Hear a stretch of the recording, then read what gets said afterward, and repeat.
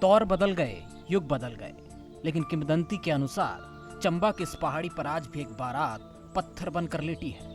बात काफी पुरानी है, लेकिन आज भी लोगों को ये जुबानी याद है। ये जगह है चंबा जिले से 65 किलोमीटर दूर पनेरा नाम की पहाड़ी पर। ईटीवी भारत आज आपको एक ऐसे रहस्य के बारे में बताने जा रहा है जिसका इतिहास हजारों साल पुराना है। महाभारत काल में एक पहाड़ी और एक बारात का वो रहस्य क्या है जो पहाड़ी पर आकर बारात पत्थर बन जाती है। जी हाँ, ईटीवी भारत अभी ठीक उसी स्थान पे पहुंचा हुआ है। ये पनेरा की पहाड़ी है जो महाभारत काल में एक बारात आने से पत्थर बन गई थी। यहाँ पे जब बारात सिंगाधार से ढांड के लिए रवाना हुई थी तो इस पहाड़ी पर आने के बाद वो लोग आराम करने के लिए बैठे। ये पहाड़ जितना खूबसूरत है उससे ज्यादा कहीं यहाँ लोगों को डर लगता है।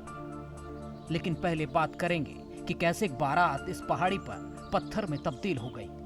बात महाभारत काल की है। यह बारात सिंगाधार से ढांड गांव के लिए नाचते गाते हुए गाजे बाजे के साथ निकली थी। सब लोग जश्न मना रहे थे, लेकिन यह बारात कभी अपनी मंजिल तक नहीं पहुंच पाई।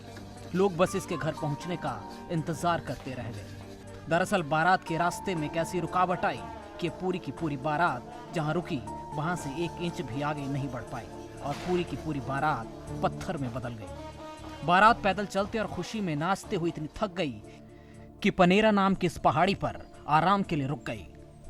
लेकिन इसके बाद 1 इंच भी यह बारात आगे नहीं बढ़ पाई।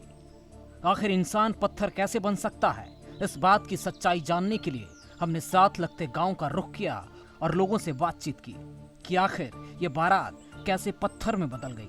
हमने अपने पूर्वजों से सुना है कि जो ये एक स्थान है पनेरा, वहाँ पर एक बारात जो है वो सिंगाधार से आई थी जो ढांड के लिए जा रही थी। लेकिन जब पनेरा नामक स्थान पर पहुँची और जब लोगों ने वहाँ पर विश्राम किया तो उस समय अचानक से बर्फ़बारी शुरू हो गई और बर्फ़बारी शुरू होते ही वहाँ पर जो वो जितने भी लोग थे वो उस बर्फ़बारी के कारण जो थे वो शिथिल पड़ गए थे और वहाँ पर पत्थरों के रूप में तब्दील हो गए थे।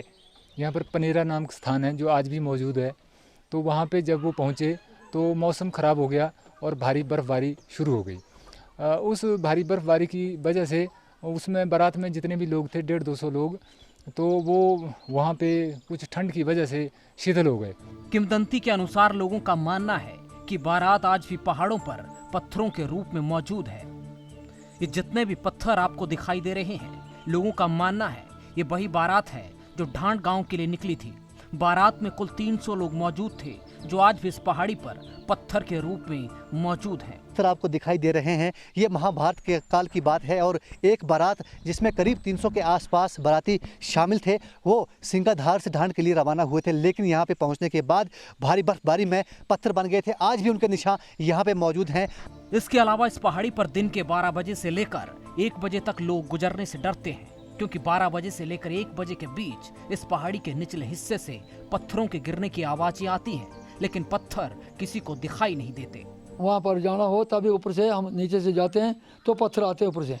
नजर पत्थर में कोई नहीं आता है, धमाके लगते हैं, पत्थर के धमाके लगते हैं। वहाँ आज भी मेरे साथ हुआ, हमने रोजा रख के झूठ नहीं बोलना। आवाज़ कोई नहीं आती, पत्थर गिरते हैं, आवाज़ पत्थर नजर भी नहीं आता है, आवाज़ें आती हैं।